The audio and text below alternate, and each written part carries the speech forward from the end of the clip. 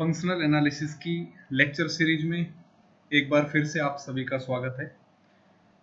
तो norm linear space और साथ ही बनाक स्पेस, इनके एग्जाम्पल्स हमारे चल रहे थे। आज हम एक और इम्पोर्टेंट एग्जाम्पल यहाँ पर करने वाले हैं, कोसेंट स्पेस से रिलेटेड। ठीक है, कोसेंट स्पेस।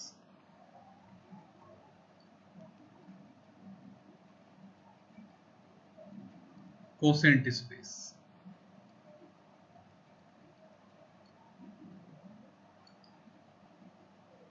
कोसेंट स्पेस यहाँ पर हम बनाएंगे और देखेंगे कि क्या ये quotient space norm linear space बनेगा, और नॉर्म लीनियर स्पेस होने के बाद हम इसको देखेंगे कि क्या कोसेंट स्पेस के नॉर्म लीनियर स्पेस होने की क्या कंडीशन है, और साथ ही कोसेंट स्पेस कंप्लीट स्पेस या बनाक स्पेस बने, इसकी क्या कंडीशन है। ये दोनों ही चीजें हम यहाँ इस लेक्चर में देखने वाले हैं।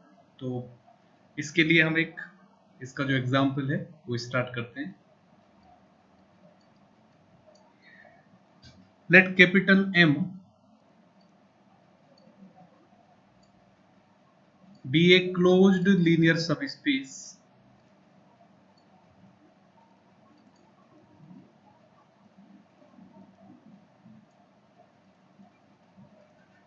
of a norm linear space, norm linear space capital N, capital. If the norm of a coset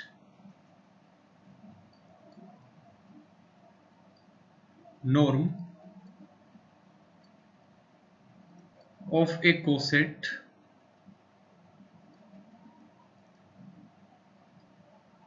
norm of a coset x plus m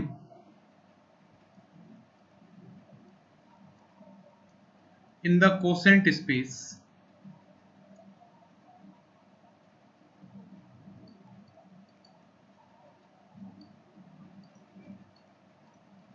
capital N by M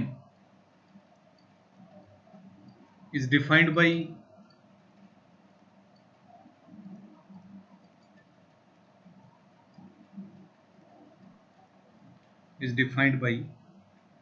norm of x plus m equal to x plus m equal to infimum norm of x plus small m such that m belonging to capital M, x belongs to capital N। तो इस तरह से norm of x plus m यहां पर define कर रखा है। Then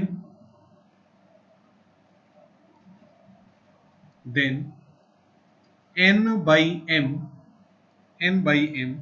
is a norm linear space।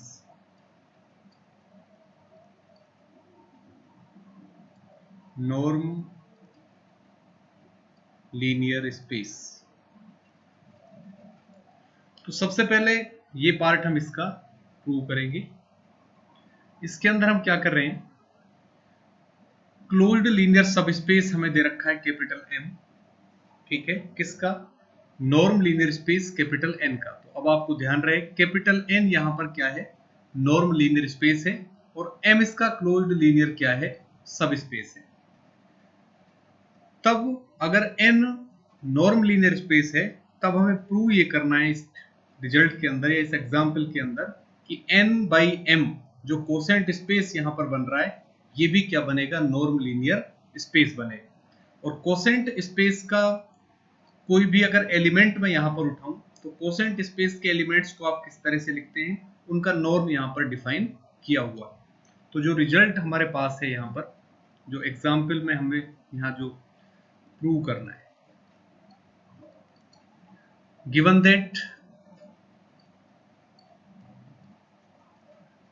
That capital N is norm linear space.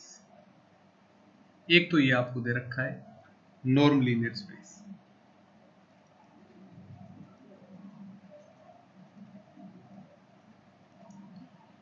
Capital M is closed linear subspace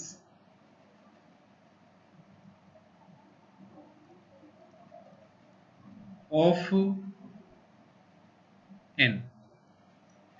ठीक है, तो यहां पर कैपिटल N को M का क्लोज्ड लीनियर सबस्पेस दे रखा।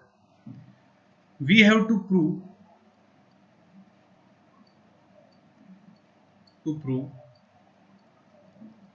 कैपिटल N बाई M, इसको हमें नॉर्म लीनियर स्पेस प्रूव करना है।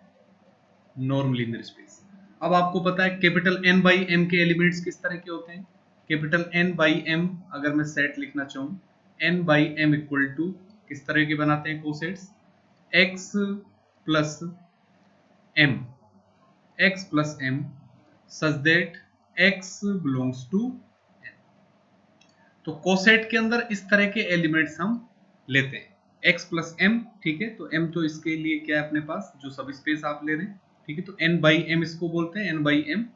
तो m sub space as it is आ रहा है, और x प्लस m ये अलग अलग, जब n के अलग अलग पॉइंट्स यहाँ पर हम लेंगे x1, x2, x3 and so on, इस तरह से, तो अलग अलग पॉइंट्स हमें किसके मिलेंगे यहाँ पर, x बाई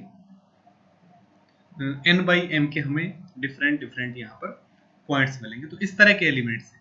अब इन एलिमेंट्स के लिए नॉर्म इसने डिफाइन कर रखा है कि ये एलिमेंट अगर n बाई m का है, यानी कि x plus m belonging to n by m, तो इस एलिमेंट का जो नॉर्म है, norm x plus capital M, वो इस तरह से डिफाइन कर रखा है, infimum of norm of x plus small m such that x belonging to n और small m belonging to capital.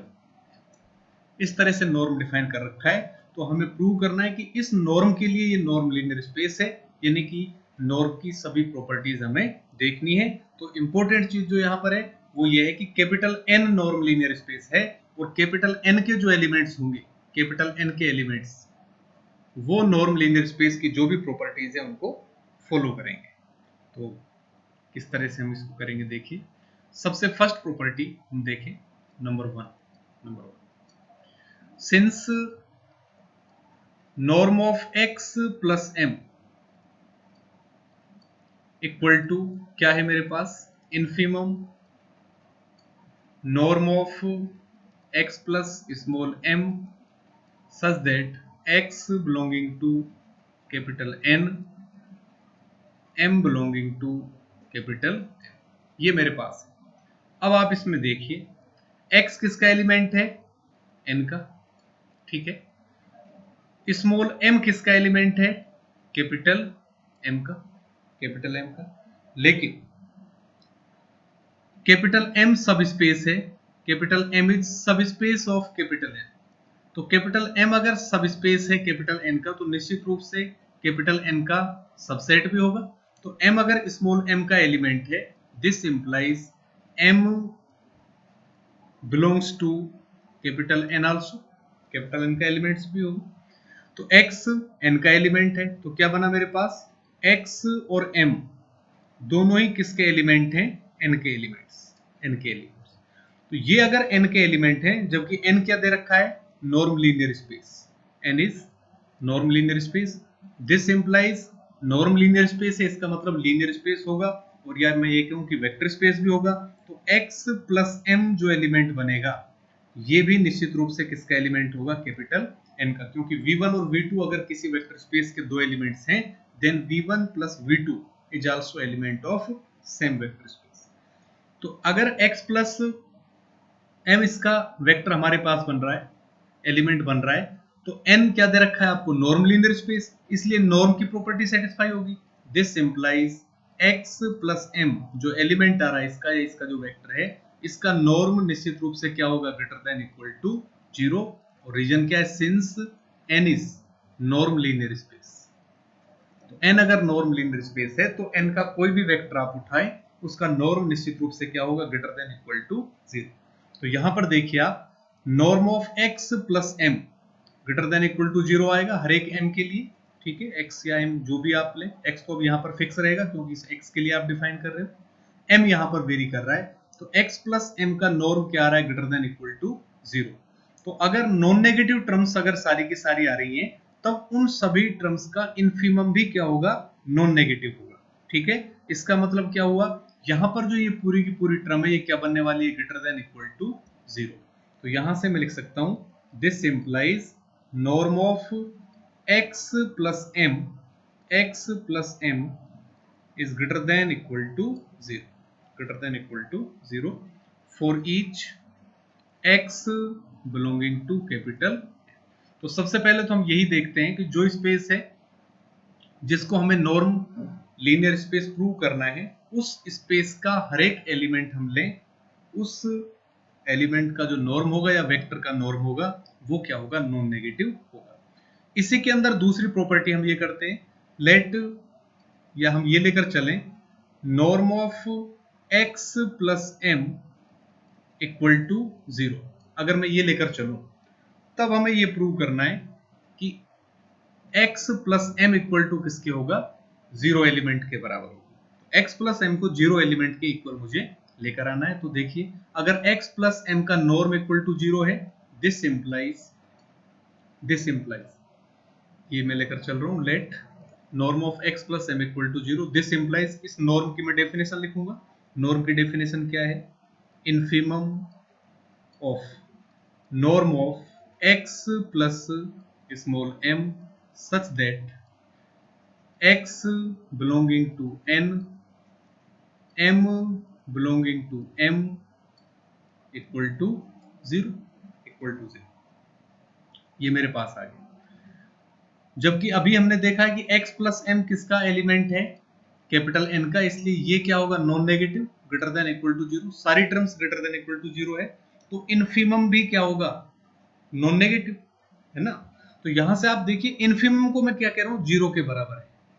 Infimum अगर 0 के बराबर है, इसका मतलब x प्लस m, इस टाइप की जो टर्म्स बनेगी वो सारी की सारी टर्म किसको अप्रोच करेगी, 0 को, क्योंकि ये सारे की सारी टर्म्स अगर 0 को अप्रोच करेगी तभी तो इनफीमम 0 आएगा। क्योंकि एक भी टर्म अगर नॉन जीरो आ गई तो उस पर नॉर्म लगा हुआ है, तो वो तो ग्रेटर देन इक्वल टू 0 हो जाएगा, ठीक है।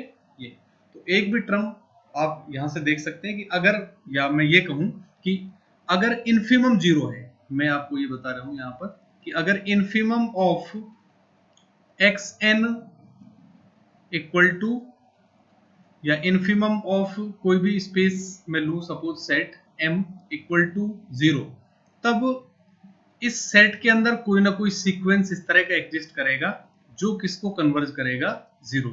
ये चीज आप ध्यान रखिए कि जब भी किसी स्पेस का इनफीमम 0 के बराबर आ रहा है, तब उसके अंदर कोई ना कोई सीक्वेंस इस तरह का एग्जिस्ट करेगा जो उस इनफीमम वाले पॉइंट पर कन्वर्ज करेगा। तो infimum of this term equal to 0, this implies there exists a sequence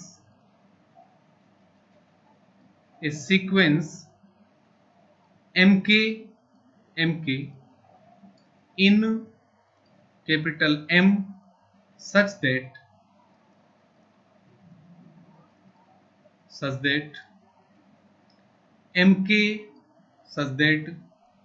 x plus mk tends to 0 is k tends to infinite, ठीक है।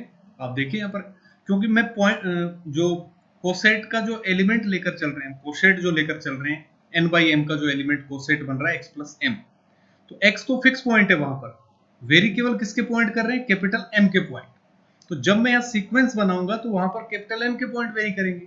तो अगर इनफीमम 0 है, तब मैं कह रहा हूं कि कोई ना कोई सीक्वेंस इस तरह का एग्जिस्ट करेगा जो किसको कन्वर्ज करेगा, 0 को।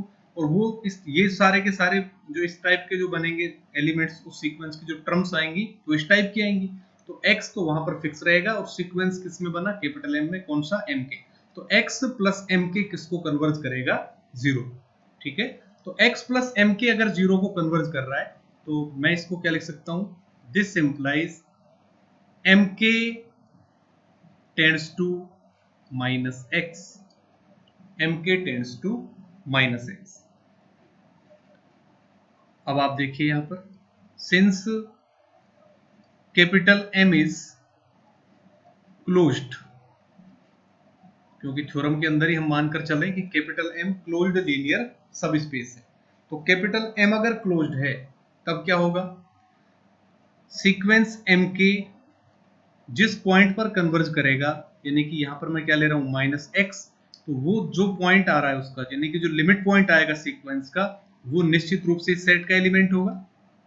क्योंकि सेट अगर क्लोज्ड है इसका मतलब क्या हुआ, उसके सारे के सारे लिमिट पॉइंट उस सेट के अंदर कंटेन करेंगे। तो ये सीक्वेंस इस सेट के अंदर ही है, और सीक्वेंस का जो लिमिट पॉइंट आएगा वो निश्चित रूप से इस सेट का भी क्या होगा, लिमिट पॉइंट। यानी कि माइनस x जो पॉइंट आया वो पॉइंट किसके अंदर हो जाएगा, कैपिटल M के अंदर। और दिस इंप्लाइज माइनस x अगर m का एलिमेंट है तो x is also element of capital, क्योंकि कैपिटल M क्या है, सब स्पेस, सब स्पेस। और सब स्पेस के लिए आपको पता है कि अगर x उसका एलिमेंट है तो माइनस एक्स भी निश्चित रूप से उसको किसी भी स्केलर से मल्टीप्लाई कीजिए -1 से, तो वापस पॉइंट किसका आएगा, उसी स्पेस का। तो x बिलोंग्स टू m, और x अगर m का एलिमेंट है तब मैं लिख सकता हूं this implies capital x plus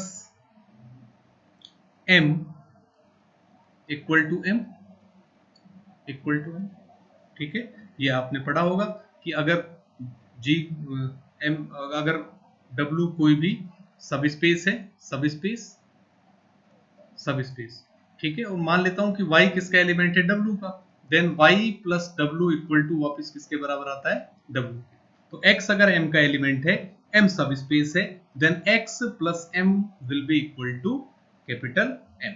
तो क्या हमने प्रूव किया, क्या लेकर चले थे, सो ये हमें मिला norm of x plus capital M equal to 0, this implies x plus M equal to capital M। ये मेरे पास आया। ठीक है, तो एक साइड हमारे पास प्रूव हो चुकी है। ठीक है, तो अब आप एक चीज यहां पर अच्छी तरह से समझ लीजिए कि x प्लस M किसका एलिमेंट है, n बाई m का, n बाई m का, यानी कोसेंट स्पेस, कोसेंट स्पेस का एलिमेंट। और अगर कोसेंट स्पेस का एलिमेंट है तब इसका जीरो एलिमेंट क्या होता है, कोसेंट स्पेस का जीरो एलिमेंट किसको लेते हैं अपन, कैपिटल M को। ठीक है, तो ये आपने ग्रुप के अंदर पढ़ा होगा, कोसेंट ग्रुप हमने पढ़े थे, तो वहां अच्छी तरह से आपने पढ़ा है कि कोसेंट ग्रुप के लिए जीरो एलिमेंट क्या बनता है। ठीक है, जैसे n बाई m हम लिख रहे हैं तो m वहां पर क्या बनता है, उसका जीरो एलिमेंट। तो यही तो हमें प्रूव करना है कि अगर norm of x plus m equal to 0 है, then x plus m equal to किसके आना चाहिए, जीरो एलिमेंट के बराबर आना चाहिए। तो यहां पर norm of x plus m equal to 0, then x plus m equal to capital M, because capital M is zero element of quotient space. तो ये एक पार्ट, मतलब इसका कन्वर्स भी हमें प्रूव करना है। अब इसका कन्वर्स पार्ट देखें यहीं पर, कन्वर्स, कन्वर्स, लेट लेट ये मान लिया हमने, suppose capital x plus capital M अपने जीरो एलिमेंट के बराबर है, x plus M equal to zero element, suppose capital M, ये हम लेकर चल रहे हैं। अगर x plus M capital M है, this implies x belongs to capital M। Reason क्या है, since capital M is sub space, capital M is subspace. So x plus m equal to m. This implies x belongs to capital M. Now, norm of x plus m को हमें zero लेकर आना है, तो norm of x plus m equal to क्या है definition? Infimum of norm of x plus small m where x belongs to n, m belongs to n। ये मेरे पास आ गया। अब आप देखिए x किसका एलिमेंट है, यहां पर मैं देखूं x किसका एलिमेंट है मेरे पास, n का एलिमेंट, ठीक है। या यहां पर x किस में आ चुका है, कैपिटल M के अंदर, तो x M के अंदर आ गए, इस तरह लिख दिया मैंने। x is element of capital M, M is all element of capital M. This implies x plus m belongs to capital M. क्यों?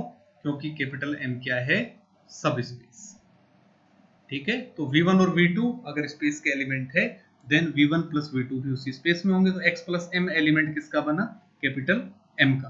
तो मैं मान लेता हूं let y equal to x plus m, और ये किसका एलिमेंट बन रहा है, कैपिटल M का। So norm of x plus capital M equal to infimum,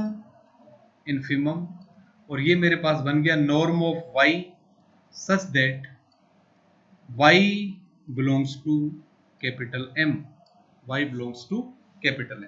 ये हमारे पास है। अब मुझे बताइए कि इसका इन्फीमम क्या आएगा, ठीक है।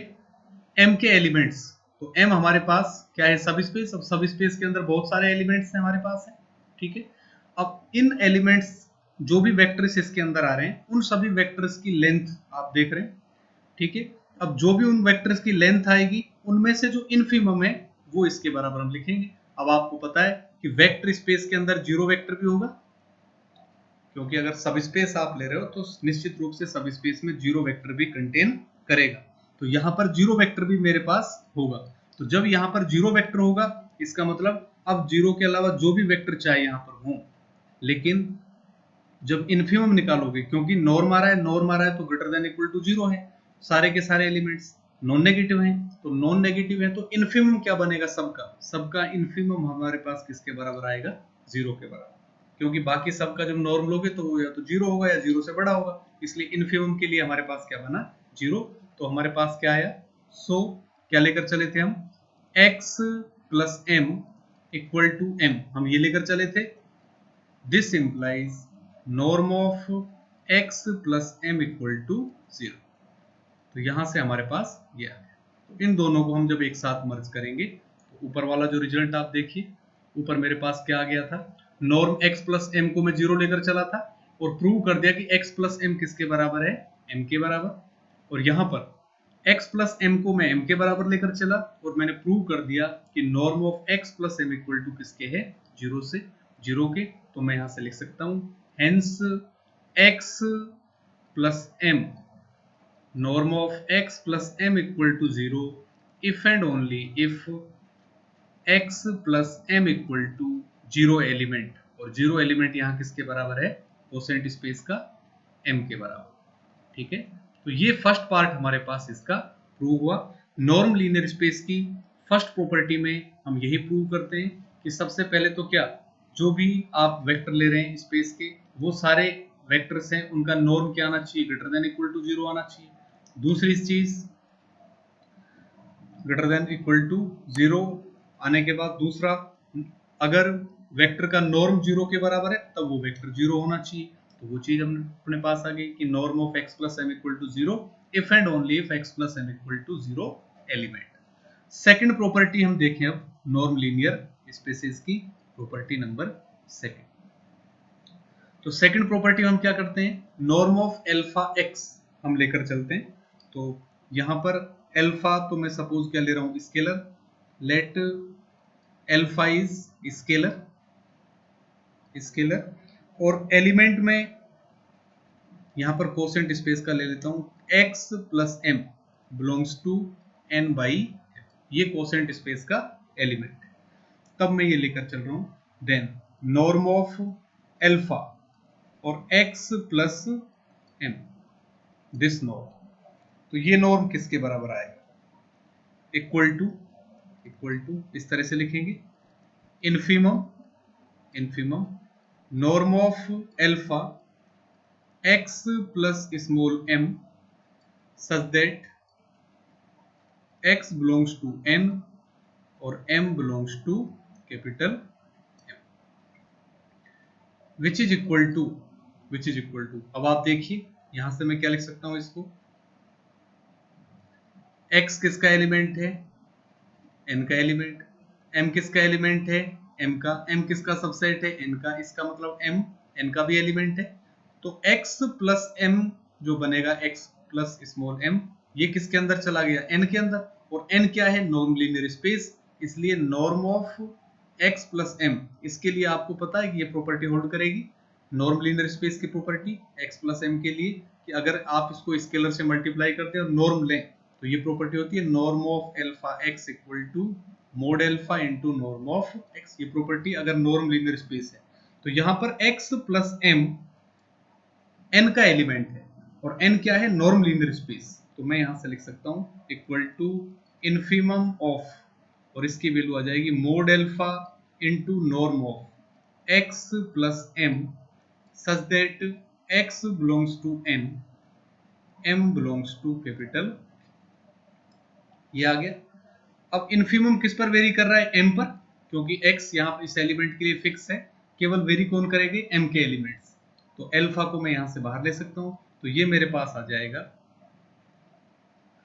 मोड अल्फा और infimum of norm of x plus m such that x belongs to n और m belongs to capital M, ये हमारे पास बन गया, which is equal to mod alpha, और ये किसकी डेफिनेशन आ गई, norm of x plus capital, norm of x plus capital, तो ये सेकंड प्रॉपर्टी यहां से हमारे पास प्रूव हो गई नॉर्म लीनियर स्पेस की।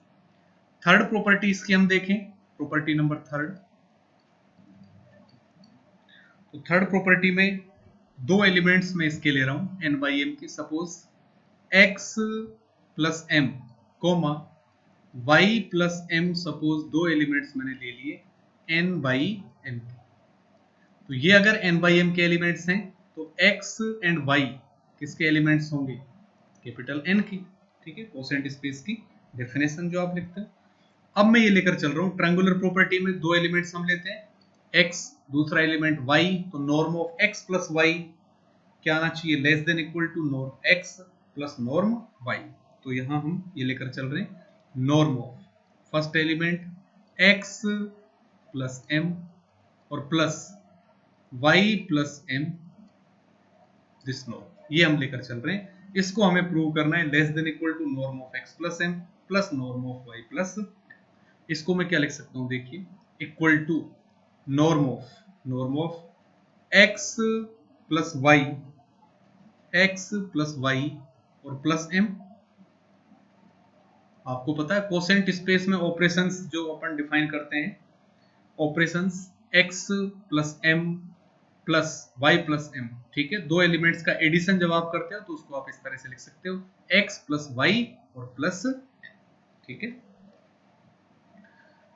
तो यहां से अब आपको पता है कि x और y हमारे पास किसके एलिमेंट है, n के, this implies x plus y, ये भी किसका एलिमेंट बनेगा, n का, तो ये n का एलिमेंट मेरे पास बन रहा है, तो ये अगर n का एलिमेंट है तो ये पूरा का पूरा जो वेक्टर बनेगा, ठीक है, एक तरह से z प्लस m, ये किसका बन रहा है, n बाई m का, तो अब इसका नॉर्म में इस तरह से डिफाइन कर सकता हूं, नॉर्म आपको पता है इस तरह से लिखा हो equal to infimum of x plus y plus small m norm such that xy are elements of n, m belongs to capital, ठीक है, इस तरह से लिख सकते हो। मैं मान लेता हूं m को इस तरह से मैंने लिख दिया, suppose m equal to m1 plus m2, इस फॉर्म में मैं m को ले रहा हूं, तो ये मेरे पास आ जाएगा equal to infimum of norm of x plus y plus m1 plus m2 such that x comma y belonging to n M1 M2 belonging to M,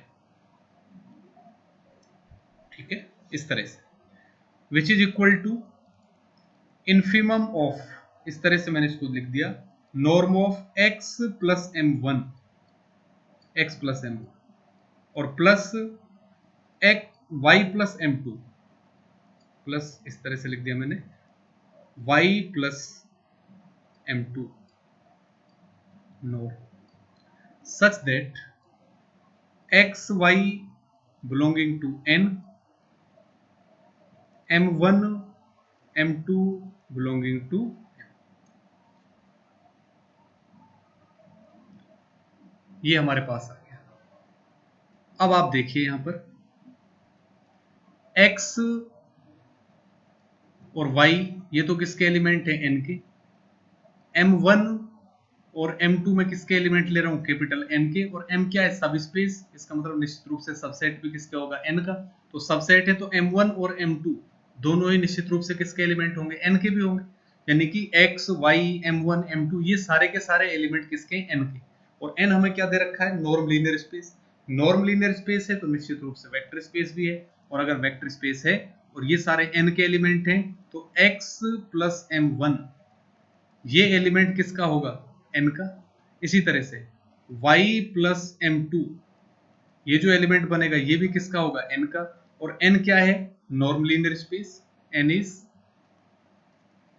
norm linear space, और n अगर नॉर्म लीनियर स्पेस है तो इसको मैं अलग अलग इस तरह से लिख सकता हूं, क्या, norm of x plus M1 एक एलिमेंट हुआ, प्लस y प्लस M2 दूसरा एलिमेंट हुआ, तो अगर ये दोनों n के एलिमेंट्स हैं, n नॉर्म लीनियर स्पेस है, तब मैं इसको क्या लिख सकता हूं, लेस देन इक्वल टू क्या, norm of x plus M1 और plus norm of y plus M2 since n is norm linear space. तो यहां से ये जो टर्म मेरे पास बनेगी इसको मैं अलग अलग सेपरेट फॉर्म में लिख रहा हूं, लेस देन और इक्वल टू क्या बनेगी, infimum of norm of x plus M1 और plus norm of y plus M2, norm को मैंने अलग अलग पर किया है, x y किसके एलिमेंट्स हैं, n के, और M1 M2 किसके एलिमेंट हैं, m के, ठीक है। अब ये जो टर्म्स यहां पर ले रहे हो आप, ये टर्म कैसी है, नॉन नेगेटिव, इसी तरह से यहां जो टर्म आ रही है ये भी नॉन नेगेटिव, सारी की सारी टर्म्स कैसी है, नॉन नेगेटिव, तो नॉन नेगेटिव टर्म्स पर अगर आप इन्फीमम है तो इन्फीमम को आप सेपरेट टर्म्स पर ऑपरेट कर सकते हैं। तो नेक्स्ट जो स्टेप मेरे पास बनेगा इक्वल टू, अलग अलग के लिए मैं कर रहा हूं, infimum of norm of x plus M1 such that x belongs to n और M1 belongs to capital N, और plus infimum of norm of y plus M2 such that y belongs to n और M2 belongs to capital, ये अलग अलग form में, विच is equal to, ये किसकी definition बनी, norm of x plus capital M की, और प्लस ये definition norm of y plus capital M की। तो हम क्या लेकर चले थे, हम ये लेकर चले थे norm of x plus M plus y plus M, इसका नॉर्म, और ये हमारे पास आ गया लेस देन इक्वल टू, क्योंकि यहाँ पर sign less than equal to आ चुका है यहाँ पर, ठीक है, इस टर्म के। So norm of x plus M और plus y plus M, this norm is less than equal to norm of x plus M और plus norm of y plus M, ये मेरे पास आ गया, ठीक है। तो ये तीनों प्रॉपर्टी यहाँ पर प्रूव हो चुकी है। सो n by m is also norm linear space, तो आप लिख सकते हैं hence capital n by m is a norm linear space,